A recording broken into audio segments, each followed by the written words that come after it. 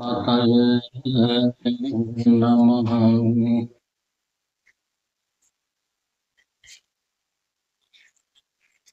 ఓం గం గణేశాయ నమః.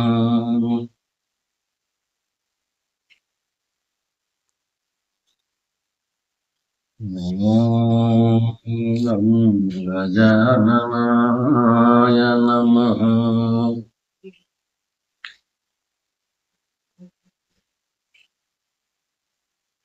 ఓం శ్రీ జ్యోతిర్వినాయకాయ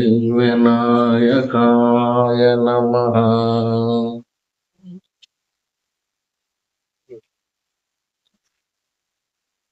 ఓం శ్రీ అరుణాచల విఘ్నరాజాయ నమః.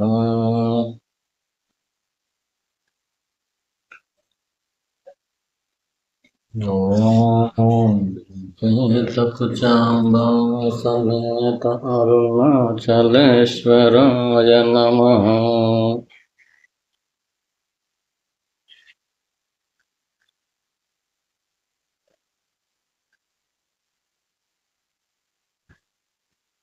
ఓం శ్రీ గురుభ్యో నమః.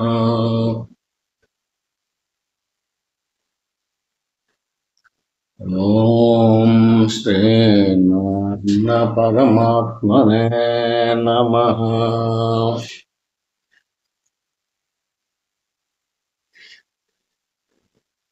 ఓం శ్రీ గురుభ్యో నమః.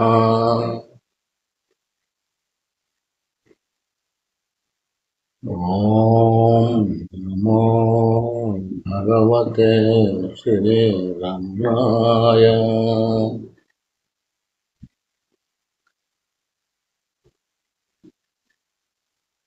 ఓం శ్రీ గురుభ్యో నమః. ఓం అరుణాచలేశ్వరాయ నమః.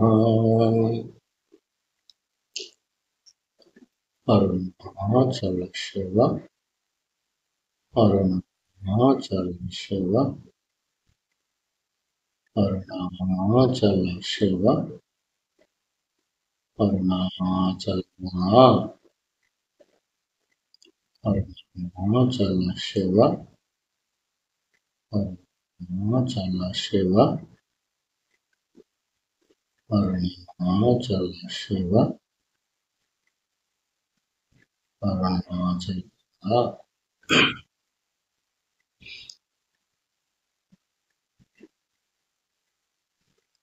శ్రోతలైన మీ అందరి పాదపద్మాలకు ఆ హృదయపూర్వక నమస్కారాలు తెలియజేసుకుంటాం. భక్తులకి ఎవరికైనా ఏమైనా సందేహాలు ఉంటే అడగాలని చెప్పి కోరుకుంటాం.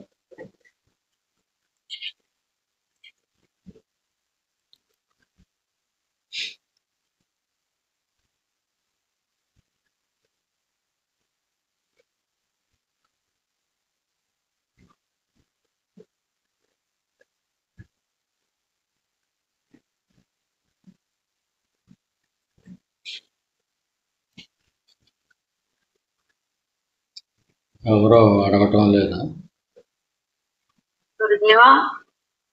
అమ్మా చెప్పండి. సాధనలో ఎవరికి వెళ్ళాలంటే డెడికేషన్ కూడా ఉండాలంటారు. అది ఎలా ప్రయత్నం చేయాలి? ప్రశ్న ఏంటండమ్మా? సాధనలో ఎదురికి వెళ్ళాలంటే డెడికేషన్ కూడా అవసరం అంటారు కదా. ఏదైనా పని చేయాలంటే ఊరికి వెళ్ళాలంటే స్వప్రయత్నం. గురుదేవులు డెడికేషన్ అవసరం అని చెప్పారు. దాన్నే స్వప్రయత్నము అని చెబుతారు. అది ఎంతవరకు ఎలా చేస్తారు? సాధనలో ఎదురికి వెళ్ళాలంటే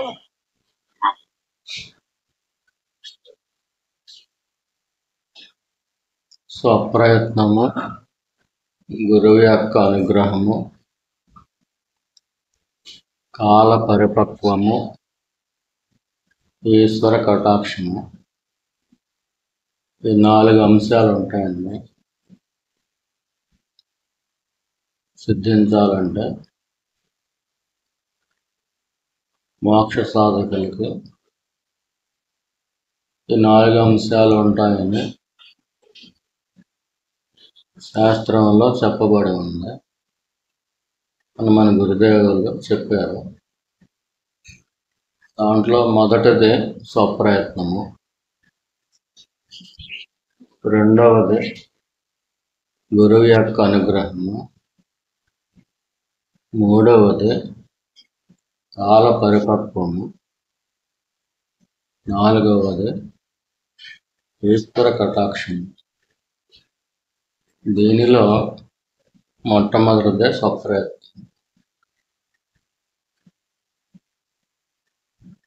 సాధకుడు అభ్యాసం చేస్తూ ఉండాలి. గురువు సద్గురువు అయిన పక్షంలో వారు చెప్పింది మనం ఆచరిస్తూ ఉంటే, ఆచరణలో పెట్టుకుంటూ ఉంటే దాన్నే స్వప్రయత్నము అంటారు. దీంట్లో కర్తృత్వం ఉంటుంది. నేను చేస్తున్నాను అనే భావన ఉంటుంది. గురువు యొక్క అనుగ్రహం ఏం చేస్తుందంటే, నేను చేస్తున్నాను సాధన అనే భావనలోంచి బయటకు తీసుకొచ్చేస్తుంది గురువు యొక్క అనుగ్రహం. ముందుగా సాధన నేను చేస్తున్నాను అని చెప్పి సాధకులు అనుకుంటారు. నేను చేయటం లేదు, ఈశ్వరుడు యొక్క దయ వల్లే అది జరుగుతోంది, కొన్నాళ్ళకి తెలుస్తుంది. అంతవరకు స్వప్రయత్నము అంటారు. స్వప్రయత్నంలో కర్తృత్వం ఉంది. కర్తృత్వం పోతుంది. ఈ సాధన నా చేత గురువు యొక్క అనుగ్రహము చేస్తోంది అని ఒకానొక దశకి వెళ్ళిన తర్వాత తెలుస్తుంది. అంతవరకు స్వప్రయత్నం అవసరం. దీన్ని దేంతో పోల్చొచ్చు అంటే, మీరు అన్నం తింటున్నారనుకోండి, బియ్యం తెచ్చి ఉడికించాలి. ఆ వంట గురువే చేస్తాడు. కూరగాయలు తెచ్చి తరగటం, శుభ్రం చేయటం, వాటిని సమపాళ్ళల్లో వేసి కూర వండటం, అది కూడా గురువే చేస్తాడు. కంచం కడిగి కూర అన్నం వడ్డిస్తాడు, అది కూడా గురువే చేస్తాడు. కంచంలో ముద్ద కూడా గురువే కలుపుతాడు. ఆ తర్వాత ఆ ముద్దని మన నోట్లో పెట్టాలి. దానికి మనం స్వప్రయత్నం నోరు తెరవటమే. నోట్లో పెట్టిన తర్వాత ఆ మింగటం అనే పని, నమలటం, మింగటం అనే పని, నోరు తెరవటము, నోట్లో దాన్ని నమలటము, దాన్ని మింగటము అనేది గురువు చేయడు. అది మనమే చేసుకోవాలి. ఒక అన్నం ముద్ద మన నోట్లో వెళ్ళటానికి చిన్నపిల్లవాడికి దాని విలువ ఎలాగైతే తెలియక నాకు వద్దు అంటాడో, అన్నం పడేస్తూ ఉంటాడు. అదేవిధంగా గురువు ఈ బియ్యం ఎక్కడి నుంచి తెస్తున్నాడో, ఎలా కష్టపడి వండుతున్నాడో, ఎలా ఈ కాయగూరలు తెస్తున్నాడో, దానికి కాస్ట్ ఎంత అవుతుంది, వాటిని ఎంత శ్రమపడి వండుకున్నాడో, బిడ్డ తినాలని తల్లి ఎంతో ప్రేమతోటి వండుద్ది. తల్లికి ఆ బిడ్డ మీద ఉన్న ప్రేమ లాంటిది గురువుకి సాధకుల మీద దయ ఉంటుంది. ఈ దయ వల్ల అవన్నీ చేస్తాడు. కానీ నోరు తెరవవలసింది మాత్రం బిడ్డే తెరవాలి. సాధకుడే నోరు తెరవాలి. గురువు యొక్క అనుగ్రహాన్ని తీసుకోవాలి ముందు. మన గురుదేవులు ఎన్నోసార్లు చెప్పారు, ఓరిన వాన కురుస్తూ ఉంటే ఎవరు బిందె అయితే ఆ వాన నీటిని పట్టేలాగా పెట్టారో వారి బిందె నిండిపోతుంది. ఎవరు బిందె బోర్లించి పెట్టారో వారి బిందె ఎన్ని గంటలు కురిసినా ఒక్క చుక్క కూడా లోపలికి వెళ్ళదు. అంటే మనం రిసీవ్ చేసుకునే మోడ్లో ఉన్నామా లేదా? ఒకవేళ రిసీవ్ చేసుకుంటే ఎంతవరకు రిసీవ్ చేసుకుంది అంటే బిందె పక్కకు పెట్టారనుకోండి, ఇప్పుడు కొంత వాన వెళ్తుంది, బిందె నిండదు.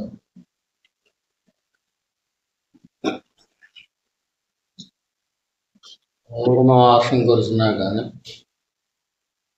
ఒక్క నిమిషంలో బిందె నిండిపోయే అవకాశం ఉన్నా కానీ, గంటల తరబడి రోజుల తరబడి కురిసినా కానీ పక్కకు వంచి పెట్టిన బిందె ఎలాగైతే పూర్తిగా నిండదో, ఆ విధంగా గురువు యొక్క అనుగ్రహం ఓరు వాన కింద వస్తున్నప్పటికీ మనం రిసీవ్ చేసుకునే క్రమం దానికి తగినట్టుగా లేకపోతే బిందె వాల్చినా పక్కకు పెట్టినా బోర్లిస్తే ఎలాగో పడదు ఒక చుక్క కూడా. కొంతమంది పక్కకు పెడతారు, కొంతమంది చక్కగా మొత్తం నీరంతా లోపలికి వెళ్ళా పెడతారు. ఇది ఆ రిసీవర్, ఆ సాధకుడు లేదా సాధకురాలు తీసుకునే దాన్ని బట్టి ఉంటుంది. తీసుకోవాలంటే ముముక్షత్వం ముందు ఉండాలి. వేలాది మనుషులలో ఏ ఒకానొకడు నన్ను గూర్చి చింతించుతున్నాడు అని భగవంతుడు భగవద్గీతలో చెప్పాడు. కొన్ని వేల మంది ఉంటే ఆ వేల మందిలో ఏ ఒకానొకడు మాత్రమే సత్యం గురించి, చైతన్యం గురించి, పరమేశ్వరుడి యొక్క తత్వం గురించి లేదా తన తత్వం గురించి కొంచెం ఆలోచిస్తారు. ఇలా ఆలోచించేవాళ్ళు సాధకులు, రిసీవర్స్ కొన్ని వేల మంది ఉంటే ఆ కొన్ని వేల మందిలో ఏ ఒకానొకడు మాత్రమే పూర్తిగా ఆ అనుగ్రహాన్ని తీసుకుంటాం. బిందె నిండితే చాలు, అంటే పూర్తిగా అనుకూలంగా పెట్టాలి. వాన నీటికి ఎలాగైతే అనుకూలంగా ప్రతి చుక్క పడేలా పెడతారో, గురువు యొక్క అనుగ్రహం ఓరును కురిస్తే జడివాన లాంటిది. ఒక్క సెకండ్లో నిండిపోవచ్చు బిందె. లేదా కొన్ని సంవత్సరాల తరబడి సబ్జెక్ట్ విన్నా, సబ్జెక్ట్ దాకా కూడా అవసరం లేదు, గురువు యొక్క సన్నిధి ఒక దేహం యొక్క సన్నిధి కాదు, అది చైతన్యం యొక్క సన్నిధి. భగవాన్ శ్రీ రమణ మహర్షి గారు కానీ, మన సద్గురుదేవుల నాన్నగారు కానీ, వారు చైతన్య స్వరూపులు, ఆత్మజ్ఞానులు. ఈ ఆత్మజ్ఞాన దగ్గర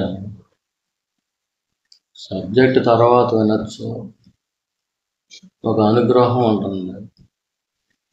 వారిలోంచి ఒకటి పొంగి పొర్లుతూ ఉంటుంది, దాన్ని శాంతి అంటారు.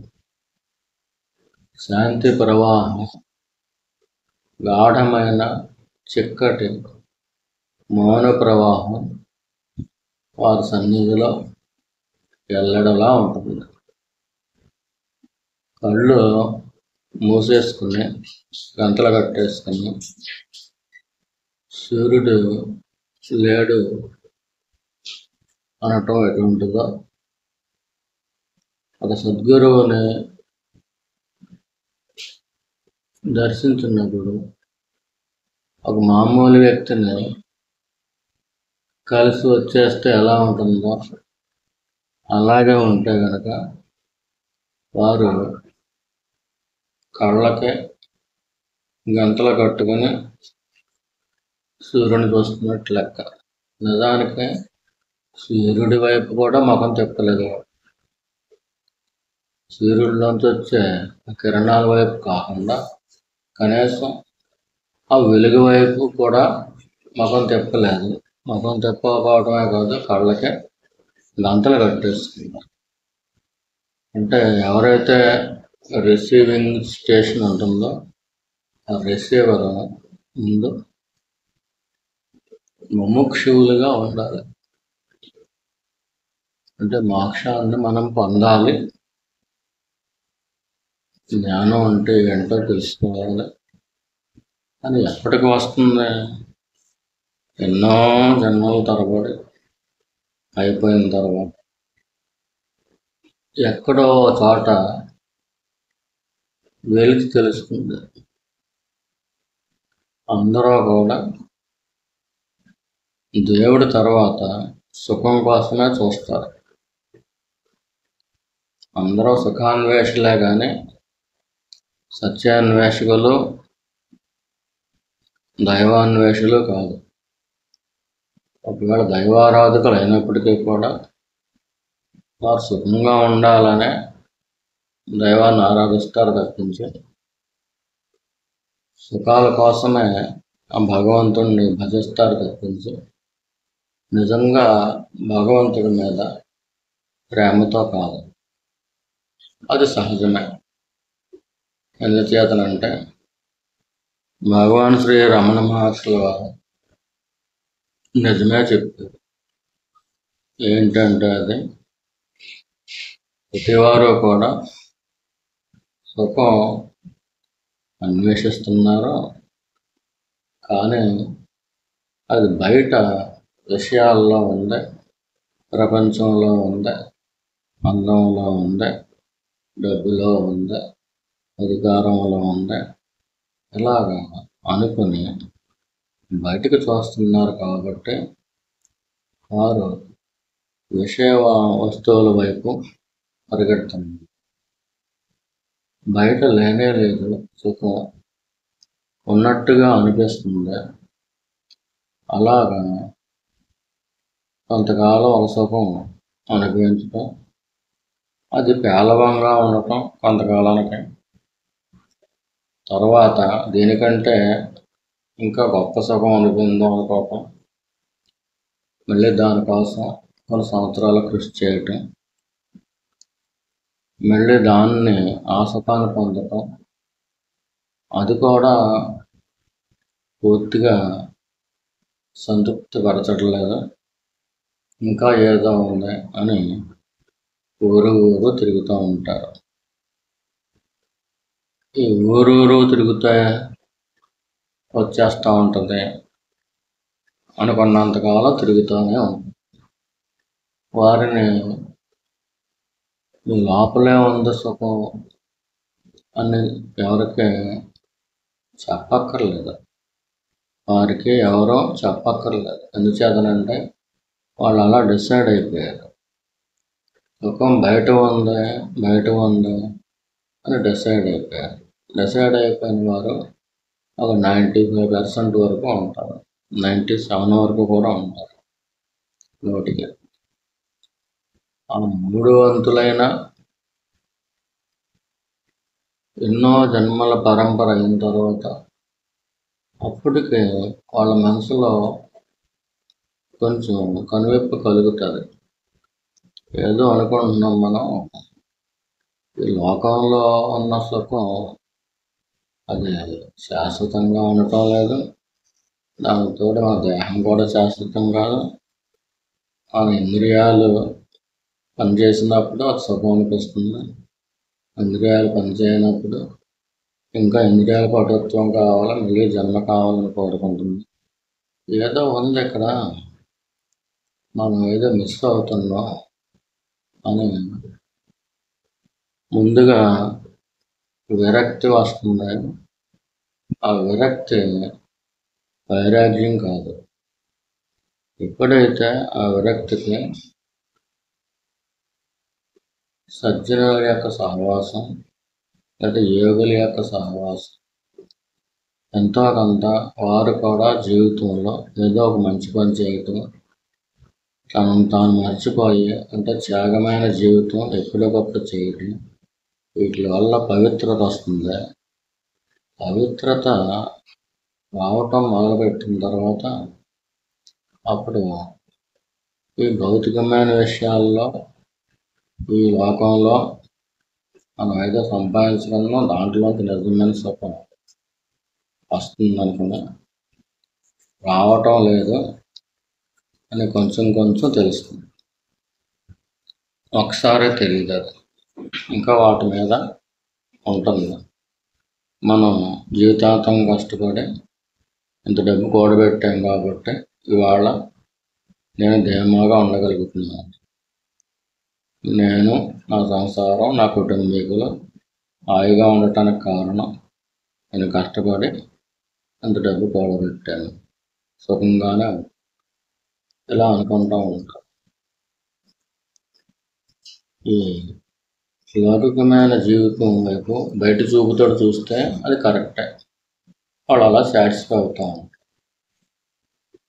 బుద్ధి సూక్ష్మత కొంతమంది సజ్జనుల యొక్క సహవాసం వల్ల కానీ, గురువు యొక్క సందర్శనం వల్ల కానీ, కొంతమంది దేవతలు, మహాదేవుడైన శివుడు కానీ, లేదా ఆదిదేవుడైన నారాయణమూర్తి కానీ, లేదా అమ్మవారైన కానీ, ఎటువంటి దేవతల దర్శనం అయినప్పుడు వారి యొక్క కరుణ వల్ల ఇదంతా సుఖంగానే ఉంది కదా, ఇంకా ఏదో లోటు ఉంది అని తెలిసేలా చేస్తారు.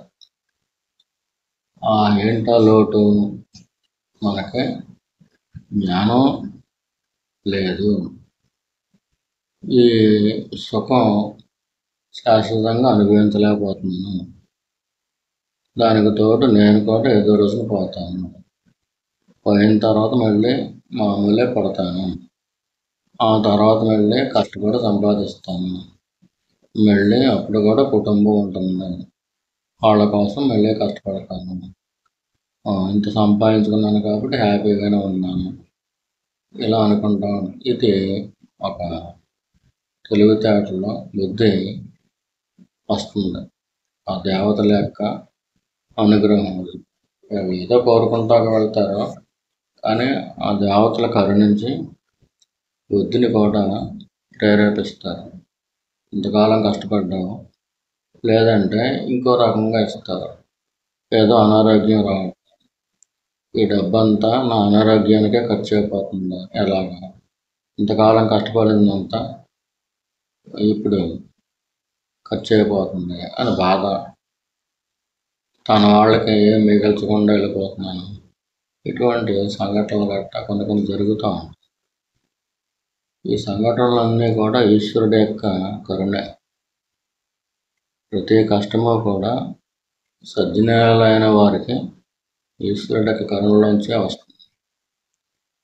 ఈ విధంగా కొంతమంది అప్పుడు నోరు తెరుస్తారు.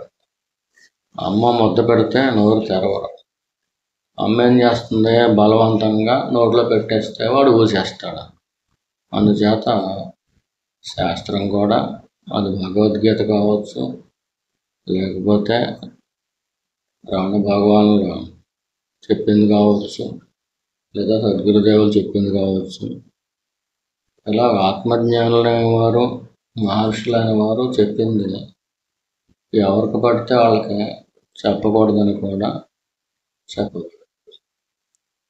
వాళ్ళకి ఎంతో కష్టపడి ఒక ముద్ద ఊసేసేయడం అంటే దాన్ని పండించడానికి ఆ రైతు ఎంత కష్టపడ్డాడో, ఎక్కడి నుంచి ఎంత శ్రమ వేస్ట్ అయిపోతుంది, ఇంకా పడేయటమే కదా. అది విలువ తెలియనప్పుడు అమ్మ అయితే బలవంతాన్ని కోరుతుందేమో కానీ గురువు ఎప్పుడూ కూడా బలవంతాన్ని కోరడు. వాళ్ళంతా వాళ్ళు నోరు తెరవాలి. అమ్మ ఏం చేస్తుందంటే ఆ మొక్క ఈ మొక్క చెప్పి వాడికి చాక్లెట్ కావాలనుకోండి, చాక్లెట్ ఎదురుగుండా చూపించి అన్నమ్మది తినిపించేస్తుంది, తర్వాత చాక్లెట్ ఇస్తానని. ఆ విధంగా అప్పుడప్పుడు గురువు వారి యొక్క కష్టాలు తీర్చడం కానీ, కోరికలు తీర్చడం కానీ, గురువు ద్వారా కూడా దేవతల వల్ల ఏ పని అవుతుందో అది అవుతుంది. కానీ దానికి మించి అసలైనది ఏంటి, ముముక్షత్వం రావాలి ప్రతి సాధకుడికి. మన స్థితి ఎలా ఉందా, మనం మోక్షాన్ని కోరుకుంటున్నామా లేదా, రోజులు సుఖంగా వెళ్ళిపోవటం కోసం మన సత్సంగాన్ని ఆశ్రయించామా, లేదా సాధన మనకి ఎంత వస్తే అంత చేసి మనం ఎంత చేయగలిగితే అంతా చేయగలం, కానీ మనం మొత్తానికి చేయలేం. మనం చేయగలిగినంత చేస్తే చాలు. ఆ చేయగలిగినంత చేయటమే నోరు తెరవటము, తర్వాత ముద్ద నమలటము, తర్వాత దాన్ని మింగటం అనే పని, అది ఖచ్చితంగా ఈ 3 పనులు మనమే చేయాలి. కానీ ఎంతో గొప్పదైనటువంటి శ్రమ మన కోసం గురువు పడతాడు. ఆ గురువు ఈశ్వరుడు మన కోసం పంపిస్తేనే వచ్చాడు. అందుకనే అది ఈశ్వర కటాక్షం. సప్రయత్నం మనం చేయవలసిందల్లా నోరు తెరవటం, అన్నం ముద్ద నమలటం, తర్వాత మింగటం. ఈ 3 పనులే. అవి చాలా చిన్నవే. మనం చేసే పనులు సప్రయత్నం చాలా చిన్నవే. రైస్ తేవటం, ఎక్కడి నుంచో తేవటం అంటే మనం బజారుకి వెళ్ళి కొనుక్కొచ్చేస్తాం అనుకుంటాం, అలా కాదు. అది భూమిలో విత్తు నాటడం కానీ స్టార్ట్ అవుతుంది. అక్కడి నుంచే గురువు శ్రమ ఉంటుంది. దాన్ని పెంచటం, చేను పెంచటం, ధాన్యం తేవటం, దాన్ని వెళ్ళి మిల్లులో ఆడించటం, రైస్ తేవటం, తర్వాత పొయ్యి మీద పెట్టడం, అది ఉడికేదాకా ఓపికగా ఉండటం. ఇలాగా మనకు సంబంధించిన ఎంతో వర్క్ గురువు చేత ఈశ్వరుడు చేస్తే, ఆ వర్క్ అంతా అయిన తర్వాత వాళ్ళకి నోరు తెరిస్తే అన్నముద్ద లోపల పెడితే ఎలాగైతే అమ్మ పెట్టిన ముద్ద ఆ బిడ్డకి తినాలనే ఉద్దేశం ఉండి ఆకలి వేసి ముందు, ఆకలి వేసినప్పుడు మాత్రమే ఆ ముముక్షత్వం, అదే ఆకలి. ముముక్షత్వం అనే ఆకలి రావాలి. ఆకలి వేసినప్పుడు మాత్రమే ఖచ్చితంగా వాడు నోరు తెరుస్తాడు. ఆకలి లేనివాడు నోరు తెరవడం చూసేస్తాడు అవసరం. అందుచేత మోక్షం పొందాలి అనే ఒక ఆకలి మనకు పుట్టిందా లేదా అనేది మనమే చూసుకోవాలి. అది ఇంకొకరు చేసే పని కాదు, న్యాయం కూడా కాదు. ముముక్షత్వం మనకు ఉందా లేదా, మనం మోక్షం పొందాలా వద్దా, ఎంతకాలం ఇలా జన్మలు ఎత్తుతాం, ఈ మాయలో ఎంతకాలం కొట్టుకుపోతాం. ఈ మాయలోనే కొట్టుకుపోదాం అనుకునే వాళ్ళు అందరూ ఉంటారు, మీ చుట్టూరు ఉంటారు. మీకు మాత్రం ఈ మాయలో కొట్టుకుపోకూడదు, ఏదో ఉంది, అదే మన లోపలే ఉంది అని గురువు చెప్తాడు అని ఆ గురువు చెప్పిన మాటను విశ్వసించటం, నోరు తెరవటం. అంటే ఆకలి వేసిన వాడే నోరు తెరుస్తాడు. ముముక్షత్వం అనే ఆకలి వచ్చిన వాడికే గురువు చెప్పిన మాట విశ్వాసం కుదురుతుంది, లేకపోతే కుదరదు. అప్పుడు వాడికి మాత్రమే రుచి తెలుస్తుంది. అంటే ముముక్షత్వం అనే ఆకలి వచ్చి గురువు పట్ల విశ్వాసం ఎవరికైతే ఉందో వారికి గురువు యొక్క సన్నిధి మాత్రం చేతే లోపల అనిర్వచనమైనటువంటి, అంటే ఇలా ఉంటుంది అని చెప్పలేము మన ఇతరులకి, అటువంటి సుఖం ఏదో శాంతి ఏదో పొందటం అనేది జరుగుతుంది. అది సద్గురువు దగ్గర మాత్రమే జరుగుతుంది. శాస్త్రాలు బాగా ఆ ఉపాసన బట్టి చెప్పేవాళ్ళ దగ్గర అది రాదు. సద్గురువు ఏ శాస్త్రాలు చదవకపోయినా కానీ వారు తానుగా ఉంటారు కాబట్టి, ఉండటంగా ఉంటారు కాబట్టి, ఆ ఉండటం యొక్క మొదటి లక్షణం శాంతిని విరచించటం. వారే శాంతిగా ఉంటారు, శాంతి ఆకారం కాబట్టి వారి సన్నిధిలో, అంటే సత్సంగానికి వెళ్తే ఆ సద్గురువు యొక్క సన్నిధిలో మనకి శాంతి వస్తుంది. అంటే అర్థం ఏంటంటే మనకి ఆకలి ఉంది. కొంతమంది నిజానికి సద్గురువు దగ్గరికి ఏదో కష్టం కోసం, నివారణ కోసం వెళ్తారు. ఆ కష్టం ఆయన వల్ల అవుతుంది, అలా పంపించినవాడు ఈశ్వరుడు. అంటే ముముక్షత్వం అనే ఆకలి పుట్టకపోయినా ముందు పుడుతుంది నీకు అని ఈశ్వరుడికి ఒక నమ్మకం ఉంది.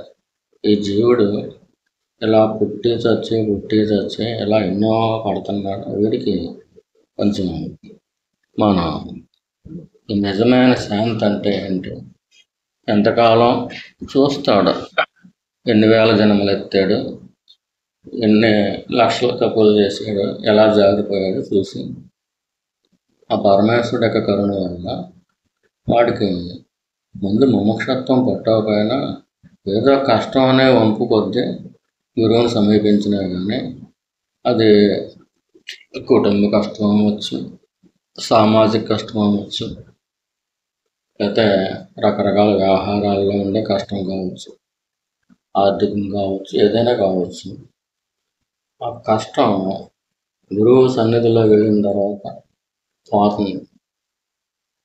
ఆ కష్టం పోవటానికే ఇక్కడికి తీసుకొచ్చేది ఈశ్వర శక్తి. ఈశ్వర శక్తి ఆటోమేటిక్ డివైన్ యాక్షన్ అన్నారు బాబా. గురువు దగ్గర పెట్టేవారు కొని ఇప్పుడు వాడికి ఆకలి పుట్టాలి. ఈ కష్టం పోవటం వల్ల నమ్మకం కలుగుతుంది. ఆ నమ్మకం విశ్వాసంగా మారాలి. అంటే విశిష్టమైన శ్వాస విశ్వాసం. అది మనకు శ్వాస పీల్చుకోవటం తెలుసు. శ్వాస లేకుండా ఏ మనిషి కూడా ఒక క్షణం కూడా ఉండదు.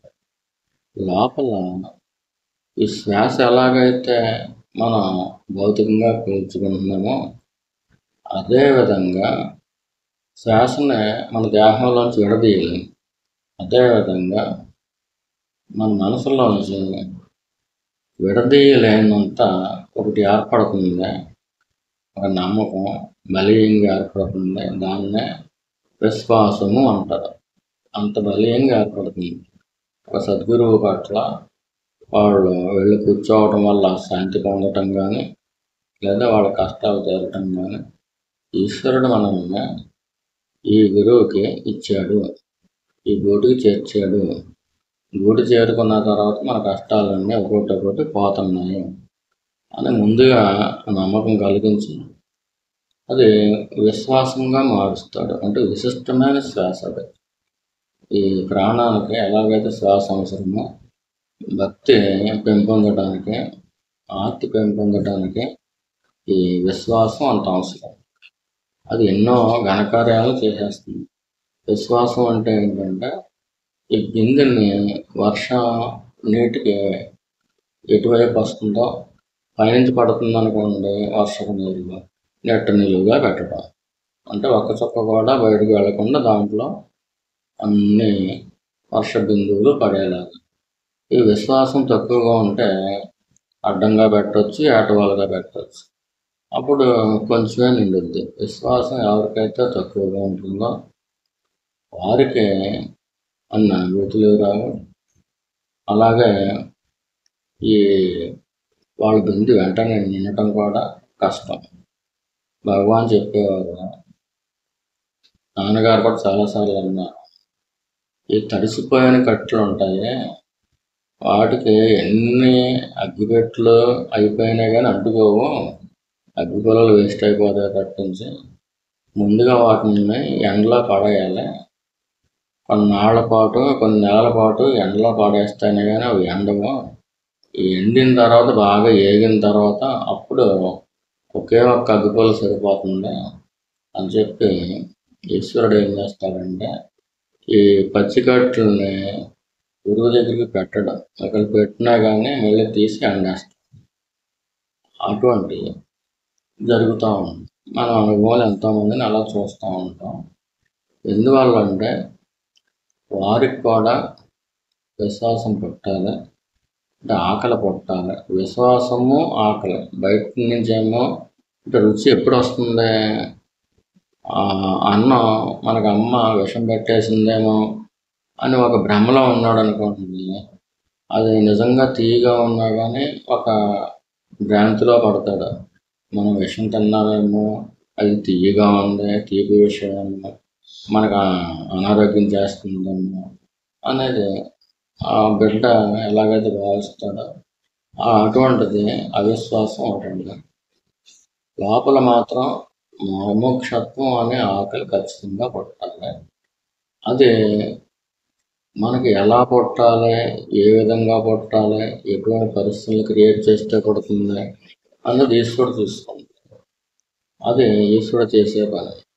అయినా కానీ పుట్టలేదు అనుకోండి, మళ్ళీ జన్మ మరణ ప్రవాహంలో పాడేస్తాడు.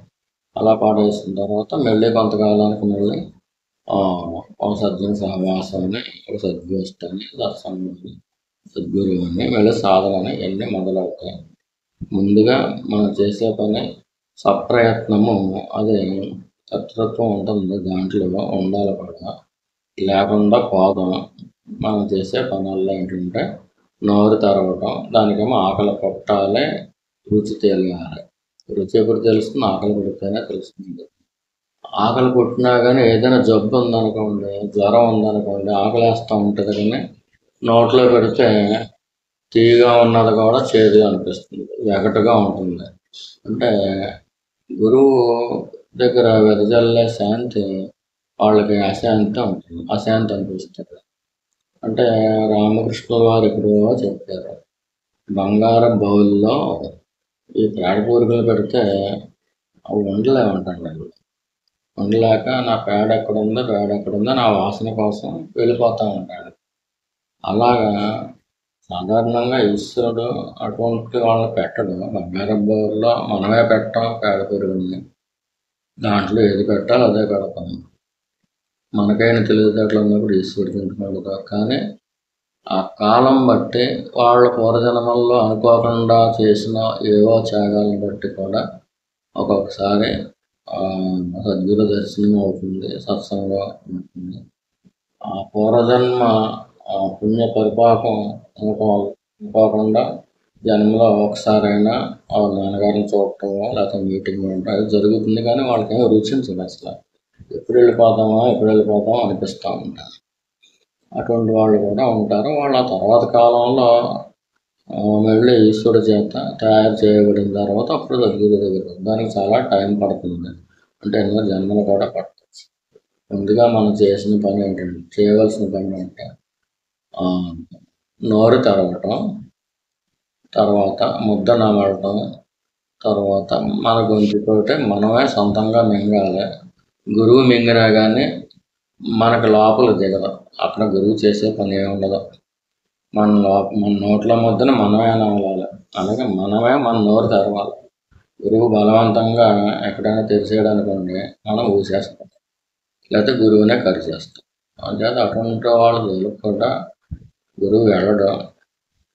కానీ ఈశ్వరుడు పంపిస్తే కనుక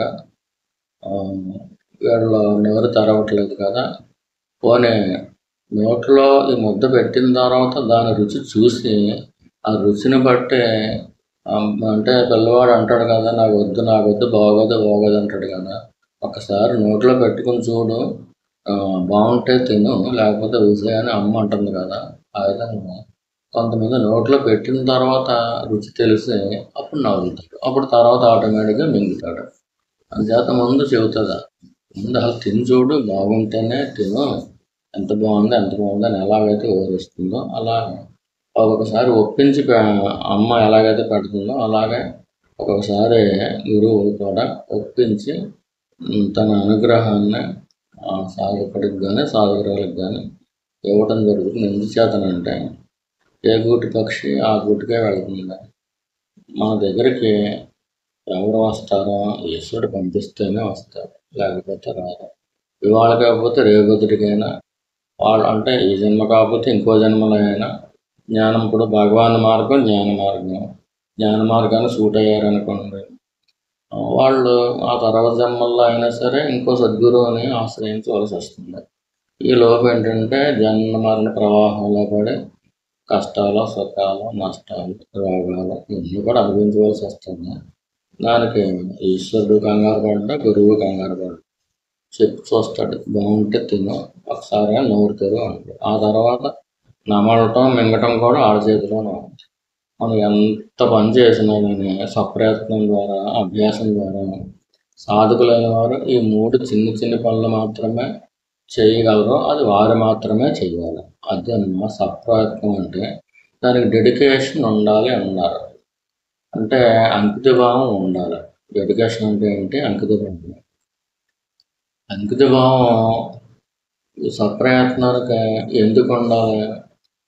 అమ్మ మన మంచి కోరుతుంది, ఈ అన్నం మనం తినాలి, తినకపోతే కనుక మనం నీరసపడతాం. అమ్మ మనకు బలం రావటం కోసమే ఈ ముద్ద పెడుతుంది. అమ్మ మన కోసం ఎంతో కష్టపడుతుంది, అది ఊరికనే రాలేదు, ఎంతో కష్టపడితే వచ్చింది. ఆ అమ్మకి మన మీద ఎంతో ప్రేమ, మనం బాగుపడాలి, బాగుపడటమే అమ్మకు కావాలి, రెండోది అక్కర్లేదు. అమ్మ బాగుపడటం కంటే కూడా మనం బాగుపడటం కోరుకుంటుంది అని అమ్మ మీద ప్రేమ ఉండాలి. అలాగే ఈశ్వరుడు పట్ల, గురువు పట్ల కూడా మనకి ఒక రకమైన విశ్వాసం ఉందా చెప్పుకున్నట్టుగా వచ్చేస్తుంది. అది విడదీయలేనంతగా వచ్చేస్తుంది. అలా ఎప్పుడైతే విశ్వాసం విడదీయలేనంతగా వచ్చేస్తుందో మనసులో, దాన్నే అంకిత భావము అంటారు. ఇంకా వారికి ఈశ్వరుడు, గురువు తప్పించి ఇంకా లోకము, ఈ లోకం లేదు అనుకోక్కర్లేదు. వాళ్ళు అసలు ఎలా ఉంటారంటే లోకం గురించి పట్టుకుంటే ఉండదు. వాళ్ళు అన్ని పనులు బాగానే చేస్తారు, అందరినీ ప్రేమతోట పలకరిస్తూ ఉంటారు, ఈ బాధ్యతలన్నీ కూడా చక్కగా నిర్వర్తిస్తూనే ఉంటారు. కానీ వాళ్ళు ఎవరితో కనెక్ట్ అయి ఉంటారు? గురువుతో కనెక్ట్ అయి ఉంటారు. ఆ గురువు ఎవరితో కనెక్ట్ అయి ఉంటాడు? ఈశ్వరుడితో కనెక్ట్ అయి ఉంటాడు. అంటే ఇండైరెక్ట్గా ప్రతి క్షణము కూడా ఈశ్వరుడితో కనెక్ట్ అయినట్లు లెక్క వాళ్ళు. అప్పుడు డెడికేషన్ వచ్చింది. అంకిత భావం అంటే అంకితం అయిపోవడం అంటే వాళ్ళకి మనల్ని ఇచ్చేసుకోవటం. ఏదైనా పుస్తకం రాశారనుకోండి, పలానా రాజుగారికి లేదా పలానా జమీందారు గారికి అంకితం ఇస్తున్నామని చెప్పి అంటారనుకోండి, ఆ బుక్ వాళ్ళకి ఇచ్చేస్తారు, వారు వీళ్ళకి డబ్బులు ఇస్తారు. ఈ రాసిన వారు బతుకుతెరువు వెళ్ళటం కోసం డబ్బులు ఏదో ఒకటి ఇస్తారు. ఆ విధంగా అంకితం అంటే ఇప్పుడు తండ్రి తన కూతుర్ని ఎలాగైతే కన్యాదానం చేస్తాడో అది అంకితం చేసేయటం, ఆ వరుడికి అంకితం చేసేయటం అన్నమాట. ఇంకా మళ్ళీ ఇంకొకరికి చెందదు అది. ఆ విధంగా మనం ఎవరైతే వారి మనసుని, ప్రాణాన్ని, బుద్ధిని అంటే ఇవన్నీ కలిసిపోయి ఉంటాయి. ఇవన్నీ కలిసిపోయినప్పుడే విశ్వాస, విశిష్టమైన శ్వాస అంటారు దాన్ని. శ్వాస లేకుండా ఎలాగైతే ఏ దేహము ఉండదో అలాగే ఆ విశిష్టమైన శ్వాస అది ఒక డైమెన్షన్లో ఉంటుంది. అది లేని వారికి దాని గురించి ఎలా ఉంటుందని చెప్పినా కానీ అర్థం కాదు. శ్వాస అయితే మన అందరికీ తెలుసు, అది మన డైమెన్షన్లోనే ఉంది. అది విశ్వాసం అనేది ఎవరికైతే విశ్వాసం కలిగి ఉంటారో వాళ్ళకి మాత్రం అది తెలుస్తుంది. వీరికి విశ్వాసం అనే డైమెన్షన్ ఓపెన్ అయింది అని వారికి మాత్రమే తెలుస్తుంది. వారికి ఎట్టి పరిస్థితుల్లోనూ ఈశ్వరుడి పట్ల కానీ ఈశ్వరుడి పట్ల అగౌరవం ఉండదు. అలాగే ఈశ్వరుడు మన వాళ్ళకి ఏదో కష్టం ఇచ్చాడని ఉండదు. గురువు పట్ల ఎప్పుడూ కూడా నమ్మకం లేకపోవడం ఉండదు, అగౌరవం ఉండదు. ఇటువంటి కొన్ని లక్షణాలు వచ్చేస్తాయి. అంకితం అయిపోయిన వారికి మాత్రమే అంకిత భావం వస్తుంది. అంటే మన మనసును తీసుకెళ్ళి ఈశ్వరుడి పాదాల దగ్గర, గురువు పాదాల దగ్గర పెట్టేస్తే దాన్ని తీసుకుని ఆయన రిపేర్ చేస్తాడు. రిపేర్ చేసేటప్పుడు గురువుకి ఎలా రిపేర్ చేయాలో తెలుసు. ఎలా రిపేర్ చేయాలి, దాన్ని కుడివైపుకి తిప్పండి, అదే ఎడమ వైపుకి తిప్పండి, గురువు గారు ఇలా కాదు ఇది ఎలా చేయండి అని చెప్పి మన వల్ల గురువు గారు సలహాలు ఇస్తే అది అంకిత భావం కాదు. మన మనసుని ఇచ్చేసిన తర్వాత, అంకితం చేసేసిన తర్వాత వాడు ఏం చేసుకుంటాడు వాడే చేసుకుంటాడు. ఎప్పుడు ఎలా చేసుకోవాలో అలా చేసుకుంటూ ఉంటాడు. వాడికి కూడా ఏ సంకల్పం ఉండదు. ఈశ్వరుడు వాడి చేత ఆ పని చేస్తూ ఉంటాడు. ఏదో ఒక దేహం రాకపోతే, దేహంగా నాన్నగారు రాలేదనుకోండి, మనం ఎలా అనుగ్రహించబడతాం? భగవాన్ దేహంగా రాలేదనుకోండి, మనందరికీ ఈ జ్ఞాన మార్గం ఎలా తెలిసింది? ఈ మార్గంలో కదా మనం రావటానికి వాళ్ళ దేహాలే కదా కారణం. అంత మాత్రం చేత దేహం పంపు పెట్టుకుని దాని ద్వారా మనం అనుగ్రహించడానికి వారు వచ్చారు తప్పించి వారు దేహం కాదు అనే ఒక బలీయమైనటువంటి నమ్మకం, ఆ విశ్వాసం ఏర్పడిపోతూ ఉంటుంది. అటువంటి వారికి, ఆ విశ్వాసం ఉన్న వారికి అంకిత భావం వస్తుంది. అంకితం ఒకటి, విశ్వాసం ఒకటి కాదు. ఎవరైతే పూర్తిగా అంకితం చేసేసారో ఇంకా గురువే చూసుకుంటాడో నా సంగతి, నేను హాయిగా ఉంటాను. కష్టం వచ్చినా నష్టం వచ్చినా నాకేం అవదు. సాధన ఎదురుకెళ్ళినా వెనక్కి వెళ్ళినా నాకేం అవదు. నా సంగతి గురువే చూసుకుంటూ ఉంటాడు. కానీ నేను గురువు చెప్పింది చేస్తే చాలు. ఏం చెప్పాడు? ఇలా మంత్రం చేసుకోమన్నాడు. ఈ మంత్రం చేసుకుంటే చాలు, అంతే, అంతవరకు. లేదా మీరేదో ఉపవాసం చేయండి అంటారు, అది చేస్తే చాలు. లేదా మీరు కొంతకాలం మౌనంగా ఉండండి అంటారు, కొంతకాలం మౌనంగా ఉంటే చాలు. లేదా కొంచెం ఈ కోపం ఎక్కడి నుంచి వస్తుందో చూడండి, అది నివృత్తి అవుతుంది అని చెబుతాడు. అంటే ఆ సందర్భంలో మన ప్రారంభంలో కోపం వల్ల మనం నీచ జన్మల్లోకి వెళ్ళవలసిన అగత్యం ఉంటే ఆ ప్రారంధాన్ని తీసేయడం కోసం కోపం వచ్చినప్పుడు మీరు అది ఎక్కడి నుంచి వస్తుందో చూడండి అంటారు. లేదంటే కొన్ని స్తోత్రాలు చేసుకోండి, ఇలా చెబుతూ ఉంటారు. భగవాన్ ఇవన్నీ చెప్పారంటే ఏమీ చెప్పలేదు. అసలు వారు ఎవరికే ఉపదేశాలు ఇవ్వలేదు. అంచేతంటే అది సాక్షాత్తు సుబ్రహ్మణ్యుడు కుమారస్వామి. ఆ మహా ప్రవాహం ఇప్పుడు వరద వచ్చిందనుకోండి, ఊళ్ళు సునామీ వచ్చేసింది అనుకోండి, అది ఊళ్ళకు కొట్టుకుపోతాయి అనుకోండి. అప్పుడు నా చేను ఎక్కడ ఉంది, నాకు 10 ఎకరాలు ఉంది, నా చేను 3 ఎకరాలు ఉంది అని ఎవడెళ్ళి కొలతేస్తాడు? అక్కడ మొత్తం అంతా కొట్టుకుపోయిన తర్వాత ఎక్కడికో లోపలికి పోయింది, ఎవడెళ్ళి కొలతేస్తాడు? అది ఒక మహాప్రవాహం, అది ఒక వరద. అటువంటి మహానుభావులు ఎప్పుడో కానీ భూమి మీదకి రారు. అటువంటి వారికి మామూలు ఈ సాధకులకి అంటే నారద మహర్షికి మంత్రం ఇచ్చినవాడు సనత్ కుమారుడు. అంటే కుమారస్వామిగా పుట్టకముందు అటువంటి వాడికి ఇచ్చాడు. ఆయన మహర్షిని చేశాడు. చాలా గొప్పవాడు అయ్యాడు నారదుడు. అవి పూర్వం జరిగినాయి. కానీ ఒక్కొక్క అవతారం, ఇప్పుడు రాముల వారు కృష్ణుళ్ళ కొండని ఎందుకు ఎక్కలేదు, ఈయన దేవుడైతే ఈయన కూడా ఎత్తేయాలి కదంటే, ఈయన అవతారం రహస్యం వేరు, లక్ష్యం వేరు. అలాగే శ్రీకృష్ణ పరమాత్మ అవతారం యొక్క లక్ష్యం వేరు. అదే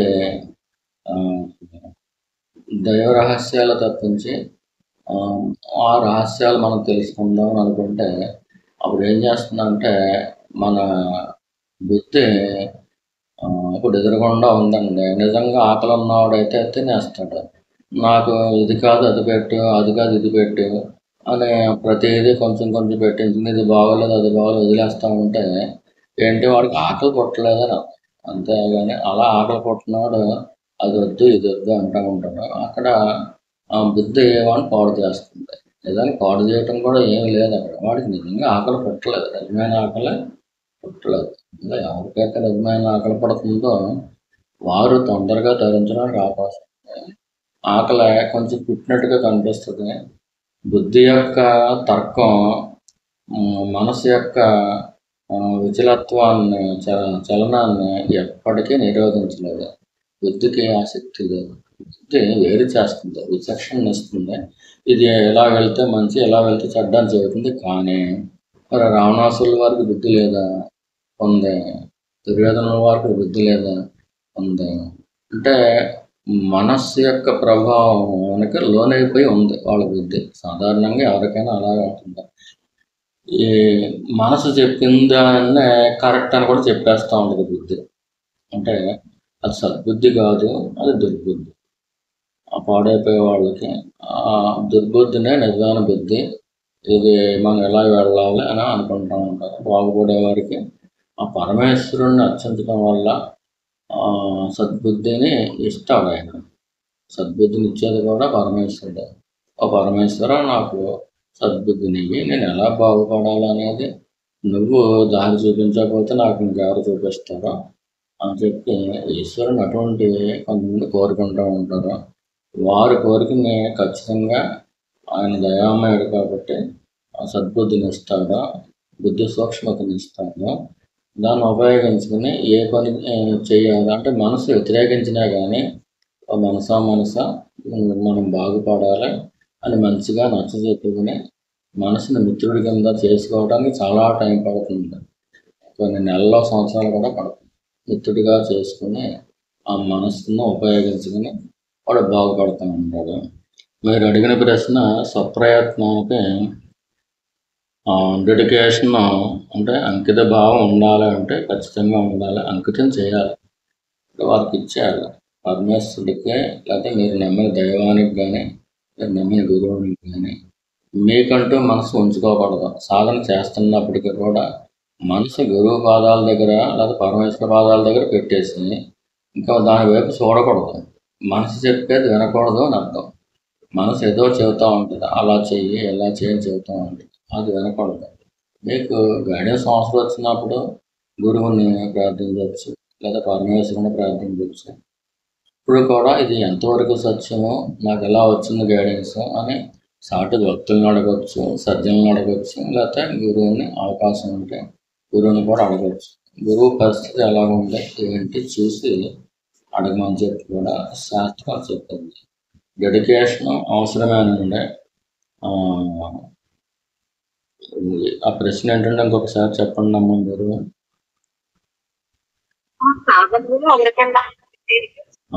సాధకుడు ఎదగలటం అంటే స్వప్రయత్నం. అది చాలా చిన్నది. నోరు తెరవటం, నమలటం, మింగటం అంతవరకే మనం చేసేది. మిగతాదంతా గురువు ద్వారా వస్తుంది. అలాగే స్వప్రయత్నము తర్వాత గురువు దయ. ఈ స్వప్రయత్నం చేసే వాళ్ళకే గురువు దయ అందుతుంది అని అర్థం. అందుచేత ముందు గురువు దయని పెట్టాల. గురువు దయ అందరికీ ఉంటుంది, అది కొంపృష్టి లాంటిది.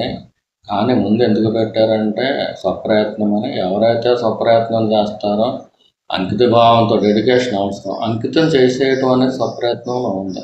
అంకితం చేసేసిన తర్వాత కర్తృత్వంలోంచి బయటపడతారు. అంటే స్వప్రయత్నం కూడా మనం చేసింది చాలా చిన్నదే.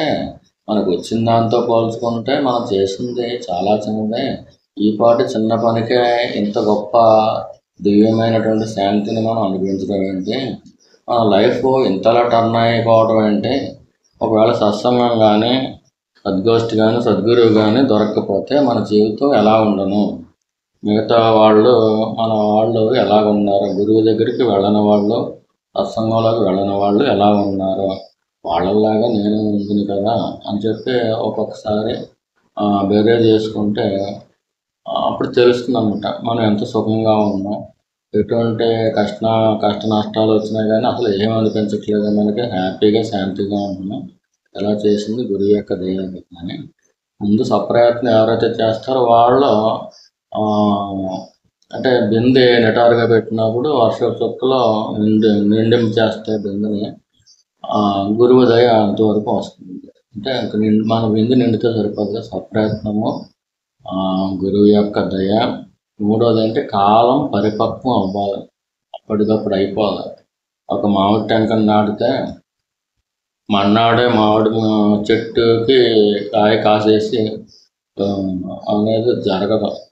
అది నాటిన తర్వాత అప్పుడు మనం అదే ఎక్కడ నాటాలి, సరైన నేలలో నాటాలి.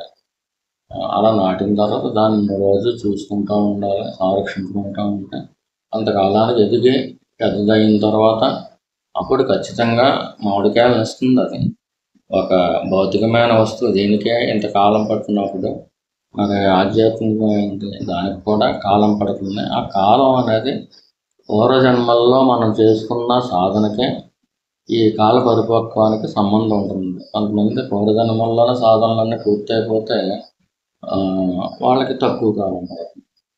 ఈ జన్మలోనే సాధన మొదలుపెట్టిన వాళ్ళకి కొంచెం ఎక్కువ కాలం పడుతుంది. ఆ కాలం పరిపక్వం అవ్వకుండా మనం మామిడి టెంక నాటి మన్నాడు గురువుగారు అంటూ ఉంటారు కదా, పొద్దున సత్యనారాయణ వ్రతం చేస్తారంట, సాయంత్రానికి ఫలితం రాలేదంటే అనుకుంటూ ఉంటారు. అటువంటి వాళ్ళు లౌకికమైన భక్తులు, ముముక్షువులు కాదు. ముముక్షత్వాన్ని నిలబెట్టుకోవాలి, ముముక్షత్వాన్ని ఆకలి ఉండాలి ఖచ్చితంగా. అలా ఉన్నవారికే ఈ సత్సంగం అనేది ఉపకారం చేస్తుంది. సద్గోష్ఠి కూడా చాలా చాలా ఉపకారం చేస్తుంది. మీరందరూ కూడా చక్కగా రెగ్యులర్గా చేసుకుంటున్నందుకు చాలా సంతోషిస్తున్నాను. ఇంకేంటంటే సద్గోష్ఠి యొక్క ప్రయోజనాలు అన్నీ ఇన్ని కాదు. మనం ఎవరో కొంతమంది చదువుతారో, కొంతమంది ఎక్స్ప్లెయిన్ చేస్తూ ఉంటారు. ఒక గంట పాటు పరమేశ్వరుడికి సంబంధించి అవి వింటూ ఉంటే భక్తుల చరిత్రలు కానీ, అయితే పరమేశ్వరుడు యొక్క గొప్పతనం కానీ, విభూతి కానీ, లీల కానీ, అమృత వాక్కులు అలా వింటూ ఉంటే ఖచ్చితంగా మన దైనందిన జీవితంలో అది రిఫ్లెక్ట్ అవుతుంది. మన జీవితంలో తీసుకోవాల్సిన నిర్ణయాలు కూడా మారుతాయి. అంటే మన ప్రారంభం కూడా మారుతుంది. చెడు నిర్ణయం తీసుకోవాల్సిన టైంలో మనం మంచి నిర్ణయం తీసుకోవాలి. అంటే చెడు వైపు వెళ్ళవలసిన మన దేహ ప్రారంభం, ఒంటి మీద ఉన్న ప్రారంభం మంచి వైపుగా మారుతుంది. అందుచేత గురువులో బ్రహ్మ ఉన్నాడు. ఆ బ్రహ్మ సృష్టికర్త అయిన ఆ బ్రహ్మ రాసిన ఆ రాతను కూడా మార్చగలడం. అంటే ఈ విధానాలన్నీ ఉపయోగించుకుని, అలాగే కంటికి కనిపించినటువంటి అనుగ్రహం ద్వారా కూడా రాత మార్చేస్తూ ఉంటాడు. దాంట్లో ఒక భాగం ఇది సద్గోష్ఠి. మీరు చక్కగా చాలా బాగా చెబుతున్నారు, అందరూ కూడా ఈ డెడికేషన్ తోటే చెబుతున్నారు, చాలా చక్కగా చెబుతున్నారు.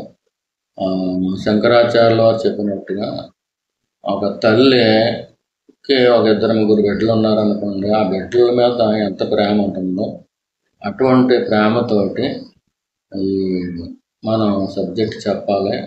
మన బిడ్డలను ఎలా ప్రేమిస్తామో వినేవారు వయసుతో సంబంధం లేకుండా అటువంటి ప్రేమ పెట్టుకుని వాళ్ళు బాగుపడాలి, భౌతికంగానే బాగుపడాలి, ఆధ్యాత్మికంగానే బాగుపడాలి అని ఒక తల్లి ప్రేమ లాంటిది రావాలన్నమాట. అది ఉంటే కనుక సక్సెస్ అవుతుంది.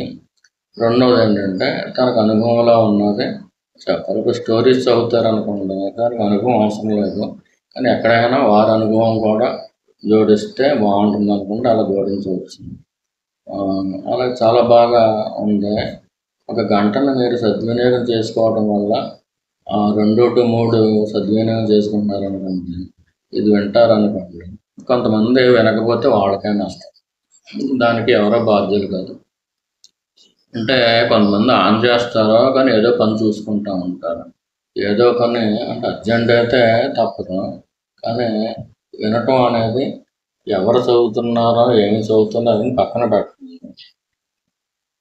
గురువు మిమ్మల్ని చూస్తూ ఉంటాడు, పరమేశ్వరుడు చూస్తూ ఉంటాడు. ఆ పరమేశ్వరుడి యొక్క అనుగ్రహం, గురువు యొక్క దయ మీ మీద వర్షించడం కోసం వినండి. మీకు ఎంత పని ఉన్నా కానీ కొంతమంది అయితే ఆ డ్యూటీల్లో ఉన్నవాళ్ళు ఉంటారు. ఆ డ్యూటీ చేసుకుంటేనే చెవుల్లో అది పెట్టేసుకుని వింటూ ఉంటారు. కొంత డ్యూటీ అవుతుంది, కొంత ఇది అవుతుంది. ఆ డ్యూటీ ఖాళీ అయితే కనుక పూర్తిగా వింటారు. కొంతమంది అలా పెట్టేసి ఇది మనకు అర్థం కావట్లేదు, లేకపోతే ఎవరికైతే అనుగ్రహం రావాలని చెప్పి రాసి పెట్టబడలేదో వాళ్ళకి అదో సోది కింద ఉంటుంది. మరి పక్కింటి వాళ్ళు అమ్మాయి ఎవరితోటో లేచిపోయింది అన్నారు అనుకోండి, మరి చెవులు రెక్కించుకుని ఎందుకు వింటున్నారా? అంటే మీరు అందరూ అలా ఉంటారని కాదు, ఆ విషయాన్ని విన్నంత శ్రద్ధ ఇక్కడ ఎందుకు లేదు. మీకు అర్థం కాకపోయినా పర్వాలేదు, కనీసం మీకు అర్థం కావట్లేదు అనుకోండి, అది సోది అనుకోవద్దు. సోది అనుకోకుండా మీకు అర్థం కాకపోతే చక్కగా ఒక జపమాల తీసుకుని అదన్నా చేసుకోండి. సద్గోష్ఠి ప్రియ అమ్మవారు, ఎవరైతే సద్గోష్ఠి చేసుకుంటూ ఉంటారో వారిని ఇష్టపడుతుందంట అమ్మవారికి. మనం ఇష్టం అవుతాం అని అర్థం. అట్లా చక్కగా వినండి. అలాగే చెప్పేవారు కూడా ఒక మనిషిగా ఉండి చెబుతున్నాం కాకుండా మీ బిడ్డలకు చెబుతున్నాం అని చెప్పి వాళ్ళ మీద ప్రేమ కురిపించండి. మీరు చెప్పేది చక్కగా వారానికే ఒకళ్ళు వస్తున్నారు కాబట్టి, ప్రస్తుతానికి ఇంకా అప్పలరాజు గారు బిజీగా ఉంది కాబట్టి సోమ మంగళ కూడా మనం విక్రమంగా తీసుకోండి. మీరు దానికి న్యాయం చేయాలి. దీనివల్ల మనకు డబ్బులు ఏమి రావనుకోకుండా అనుగ్రహం వస్తుంది, ఈశ్వరుడు ఇస్తాడు. ఎప్పుడు ఎక్కడ ఎలా ఇవ్వాలనేది ప్రతి పనికి కూడా మంచిగా మంచి, చెడ్డగా చెడ్డ ఫలితం అనేది ఉంటుంది. మనం ఏదో మాస్టర్ పాఠం చెబితే డబ్బులు వచ్చినట్టుగా అది కూలి పని అండి. అది పని చేస్తే డబ్బులు ఆశించడం కూలి పని. ఆశించకుండా చేస్తే కనుక అదే త్యాగం అంటారు దాన్ని. ఆ త్యాగం వల్ల మనకి పవిత్రత పెరుగుతుంది. పవిత్రత యొక్క లోతులు ఎంత పెరిగితే అంత ఆత్మజ్ఞానానికి దగ్గరైపోతూ ఉన్నాయి. ఈ సబ్జెక్ట్ చెప్పే వాళ్ళకి గురువు ఎంత ఉపకారం చేస్తున్నారంటే వాళ్ళ టీచర్స్ కాబట్టి చాలా ఉపకారం అది. అలాగే శ్రవణం చేసేవాళ్ళకి కూడా చాలా చాలా ఉపకారం. మనకు తెలుసున్నదైనా కానీ వినటం మంచిది. ఏమో ముఖే సరస్వతి అంటారు. వారు మనకు తెలియదేమని కొత్తదేమని చెప్పొచ్చు అని వినొచ్చు. ఒకవేళ తెలుసున్నదైనా నష్టం ఏంటి? అది మంచి పనే కదా. ఒక మంచి మామిడి తాట తింటున్నారు అనుకోండి, మంచిదే. ఎవరో పెట్టారు, మీకు కడుపు నిండిపోయిన తర్వాత తినబుద్ధి కాదు. కానీ ఒక మంచిని ఎంజాయ్ చేయటం అనేది తెలుసున్న దాన్ని అయినా సరే రిపీటెడ్గా ఎంజాయ్ చేయటం వల్ల మనసులో అది నిండిపోతూ ఉంటుంది. మనసు నిండా కూడా సద్గోష్ఠి సంగతులు, లేదా సత్సంగం సంగతులు, లేదా సజ్జన సహవాసం వీటితో నిండిపోతే అప్పుడు ఏమవుతుందంటే మనసంతా కూడా భగవంతుడి యొక్క ఒక గొప్ప గుణాలు ఉంటాయి. ఆ గుణాలతో నిండిపోతూ ఉంటాయి. మనకి ఏ గుణాలు వచ్చినాయని కూడా మనకు తెలియకుండానే గొప్ప మంచి గుణాలు భగవద్గీతలో వాసుదేవ స్వామి చెబుతారు కదా, స్థితప్రజ్ఞుడు అవటానికి లక్షణాలు. అర్జున, నువ్వు నాకు ఇష్టము, ఇలా ఉంటే నాకు ఇష్టము అని చెప్పి చెబుతారు అనుకోండి. అంటే ఉదాహరణకి తుల్య నిందాస్థుతి అంటే నింద పట్ల స్థుతి పట్ల సమానంగా ఉంటే నువ్వు నాకు ఇష్టం అని చెబుతున్నారు. అంటే దేవుడు మనకిష్టం అవటం కాదు, ఈ మనిషి దేవుడికి ఇష్టం అవుతాడు ఇప్పుడు నిందకే స్తుతికి సమానంగా. ఇది అవసరం లేదు, అది అవసరం లేదు. నిందించినప్పుడు అది అవసరం లేదు నీకు, స్తుతి చేసినప్పుడు నీకు అవసరం లేదు. నీ పని అయితే నువ్వు చేసుకో, పరమేశ్వరుని ప్రేమిస్తుంది. తుల్య నిందాస్తుతి వల్ల అంటే నిందించినా స్తుతించినా కానీ నువ్వు సమానంగా ఉండటం అంటే ఏంటంటే, అది నీవు నిందించినప్పుడు నీ ముఖం మారకూడదు, నీ మనసులో ఒక చిన్న కెరటం కూడా రాకూడదు. అలాగే స్థుతి చేసినా కానీ పొంగు వస్తుంది, ఆ పొంగు కూడా రాకుండా అవి వస్తున్నాయా లేదా అని చెప్పి చూసుకోవడం కోసం పరీక్షిస్తున్నాడు పరమేశ్వరుడు. వాళ్ళని ఉపయోగించుకుని వాళ్ళు కేవలం నిమిత్త మాత్రంలో పరీక్ష నాకే ఇది అని, నాకు పొంగు లేదు పరమేశ్వర, పొంగు లేదు, నాకు నీ నామం సరిపోతుంది, నిరంతరం నిన్ను స్మరించుకుంటే నాకు ఆనందం, లేదా నాకు ఎంక్వైరీ చేసుకుంటే ఇష్టం అని ఆ నిందాస్థుతుల టైంలో కూడా ఎంక్వైరీలో పడ్డారు అనుకోండి, అయితే నామస్మరణ లోపల జరుగుతుంది అనుకోండి, ఎంతో హ్యాపీగా ఉంటుంది. ఎప్పుడైతే నిందాస్థుతులకి సమానంగా ఎవరైతే ఉంటారో వారు నాకు ఇష్టలు, అంటే భగవంతుడికి ఇష్టలు అవ్వాలి మెయిన్. అది ఎంత గొప్పదండి. అది పరమేశ్వరుడికి ఇష్టం అంటే మాటల, ఇంకా ఆయనకి ఇష్టం అయితే మనకి ఎన్ని పనులు చేసి పెట్టేస్తాడండి. ఒకసారి ఆలోచించండి, మనకి భగవంతుడి ఇష్టం అవటం కాదు, భగవంతుడికి మనం ఇష్టం అవ్వాలి. మరి ఇంత గొప్ప మాట భగవంతుడు ఆ భగవద్గీతలో చెప్పాడంటే ఎంత గొప్పదండి అది. మనం అది చదువుతున్నాం, నాలుగు ప్రాక్టీస్లో పెట్టుకోవాలని అనుకుంటున్నాం. ఎంత అదృష్టం అన్నది. ఎప్పటికైనా మన జీవితంలోకి అది ఎంటర్ అయింది కదా ఆ సాధన. నిందాస్థుతులకి సమానంగా ఉండడం, సమానంగా తీసుకుందాం. అసలు తీసుకోకపోవడమే సమానంగా ఉండటం అంటే. నింద అవసరం లేదు, స్థుతి అవసరం లేదు. వాళ్ళు నిందించిన వాళ్ళు మనకు జ్ఞాపకం రాకూడదు, స్థుతించిన వాళ్ళు మాకు జ్ఞాపకం రాదు. మీరు నామం చేసుకుంటే పరమేశ్వరుడు జ్ఞాపకం రావాలి. వాటిని పట్టించుకోరు అన్నమాట. అవన్నీ ఇది అలా ఉంటే కనుక ఆయనకి ఇష్టం. ఒక్క పాయింట్ బాగా జ్ఞాపకం పెట్టుకుంది, భగవంతుడికి మనం ఇష్టం అవుతాం. మనకి భగవంతుడి ఇష్టం అని చెప్పి కోరుకున్నంతకాలం, కష్టం ఉన్నంతకాలం అనుకుంటాం. అది నెరవేరిన తర్వాత ఆయనకు దండ లేకపోతే ఏదో ఒక అభిషేకం చేయించేసి గంతులు వేసుకుంటూ వచ్చేస్తాం. ఇది కాదు, అది భగవంతుడికి మనం ఇష్టం అవుతుంది. ఆయనకి ఇష్టమైనప్పుడే ఆయన చేతిలో ఉన్నది మనకి ఇస్తారు. ఆ మోక్షం ఊరికనే వచ్చేది, ఆయనకి ఇష్టం అవ్వాలి ముందు. ఇటువంటివన్నీ కూడా మీరు చక్కగా చెప్పుకుంటున్నారు, ఎంతో ఆనందపడుతున్నాం మేము. సద్గోష్ఠి అది చాలా మార్చేస్తుంది, జీవితాలనే మార్చేస్తుంది. వారానికి ఒక రోజు సత్సంగం, అది అలాగా నౌకెక్కేసారు, మీకు ఇంకా చెడిపోవడం అనేది ఉండదు. సత్సంగం అనే నౌకెక్కితే ఖచ్చితంగా ఈ సంసార సాగరాన్ని ఆ నౌకే దాటించేస్తుంది. రెండోది ఏంటి, ఆ నౌకలో ఉన్న వాళ్ళు ఒకరు గొడవ పెట్టుకోకుండా ఇటువంటి ఉపయోగపడుతూ ఉంటాయి. అలాగే లోకంలో ఎటువంటి సాధన చేయాలనేది ఉపయోగపడుతూ ఉంటుంది. అలా చేసుకుంటున్నందుకు చాలా సంతోషంగా ఉంది. భక్తులైన మీ అందరూ కూడా బాగుపడాలి, ఆనందంగా ఉండాలి అని చెప్పి మా కోరిక ఉంది. టైము అందరికీ నమస్కారాలు అండి. అందరికీ ఇంకేమన్నా డౌట్ ఉంటే వచ్చే వారం అడగండి. సమయం అయిపోయింది కాబట్టి ఎంతతో ముగిస్తున్నాం. మీలో పెద్దలు ఉన్నారు, ఎంతో గౌరవనీయులు, పూజనీయులు ఉన్నారు. కానీ మా గురువు గారు మాకు డ్యూటీ ఇచ్చారు కాబట్టి మాకు తెలిసినంత వరకు, ఆచరణలో ఉన్నంత వరకు మీకు చెప్పడం జరిగింది. అందుచేత మీ అందరి పట్ల కూడా మాకు పరిపూర్ణమైన గౌరవం ఉంది. అవి భగవాన్ భక్తుల యొక్క పాదాలు అంటే మాకు బాగా ఇష్టం. అవి బంగారు పాదాలు, భగవాన్ అడుగుజాడలో నడుస్తున్నాను. అందుచేత మరి ఒక్కసారి మీ అందరి పాదపద్మాలకి మా హృదయపూర్వక నమస్కారాలు తెలియజేసుకున్నాం. థ్యాంక్ యూ అన్నారు.